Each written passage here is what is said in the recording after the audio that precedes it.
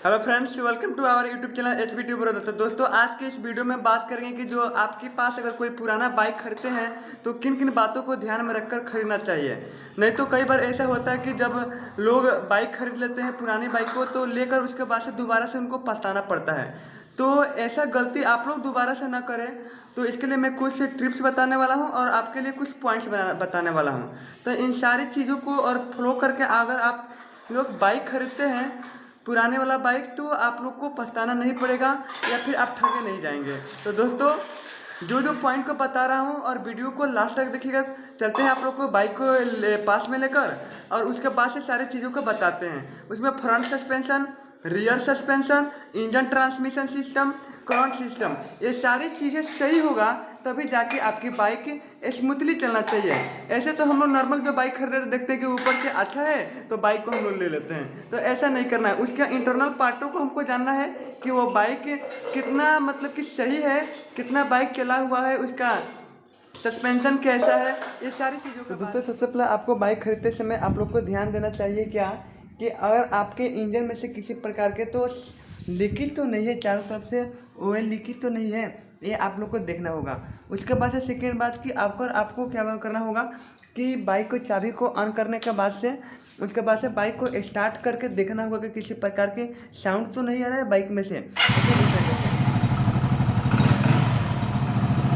तो इस तरह से आप लोग को साउंड देखना होगा। उसके बाद से फिर से बाइक को चलाकर भी देखना पड़ेगा कि अगर आपके बाइक के चलाने के बाद से किसी प्रकार के तो साउंड नहीं आ रहा है, ये देखना होगा। फिर सेकंड चीज़ क्या देखना होगा, ये साउंड देखने के बाद से अगर आप लोग को कई बार ऐसा होता है कि बाइक धुआं उठा लेता है, तो इसके लिए क्या करना होगा, साइलेंसर के साइड से पीछे से अगर आपको उंगली लगाना है, मतलब उंगली लगाना है और देखना है कि तो बाइक में से साइलेंसर के पीछे से ऑयल तो नहीं आ रहा है, मतलब ज़्यादा तो ब्लैक आ रहा है, इसमें ज़्यादा उंगली में लग रहा है, इसका मतलब कि अगर आपको बाइक को इंजन का काम करवाना पड़ेगा। उसके बाद से रिंग पिस्टन काम करवाना पड़ेगा, इन सारी चीज़ों को देखना पड़ेगा। उसके बाद से आप लोग क्या देख सकते हैं कि अगर आपके बाइक का जो है कि किसी प्रकार की वाइब्रेशन सिस्टम तो खराब नहीं है, मतलब क्या, रियर सस्पेंशन मतलब कि रियर वाला जो शॉकर है ये तो खराब नहीं है, ये शॉकर लीकेज तो कहीं नहीं है, दोनों तरफ का देखना होगा।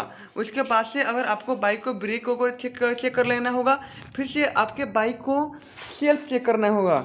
सेल्फ चेक करने के लिए चाबी ऑन करना होगा, उसके बाद से सेल्फ के ये स्विच है, उसके बाद से उसको दबाकर चेक करना होगा कि बाइक का सेल्फ काम कर रहा है, वर्किंग कर रहा है कि नहीं कर रहा है, ये सारी चीज़ें देखना होगा।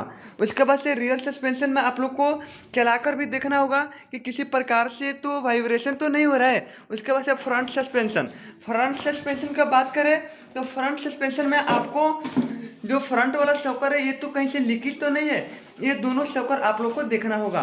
फ्रंट सस्पेंशन देखने के बाद से आपको क्या करना होगा, बाइक में किसी प्रकार के तो स्क्रैच तो नहीं है। अगर स्क्रैच है तो स्क्रैच तो नॉर्मल बात है, नॉर्मल बाइक अगर गिरती है तो स्क्रैच हो जाता है। उसके बाद से बात करते हैं अगर आपके बाइक में क्या कि इंजन ट्रांसमिशन सिस्टम सही होना चाहिए। उसके बाद से दोस्तों अगर आपके बाइक की बात करते हैं इग्निशन सिस्टम, मतलब इलेक्ट्रिक सिस्टम, कि बाइक के सभी लाइट हॉर्न काम कर रहे हैं कि नहीं काम कर रहे हैं, ये सारी चीज़ आप लोग को देखना होगा। जैसे चाबी को ऑन करने के बाद से आप लोगों को क्या करना होगा, ये इंडिकेटर देखना होगा कि इंडिकेटर जल रहा है कि नहीं, दोनों तरफ का, लेफ्ट एंड राइट हैंड का। उसके बाद से हॉर्न को पुश करके देखना है कि हॉर्न बज रहा है कि नहीं। उसके बाद से लाइटिंग वगैरह सारा चीज़ देख लेना है। तो अब जाके ये तो रहा कि फ्रंट व्यू में आप लोग क्या देख सकते हैं।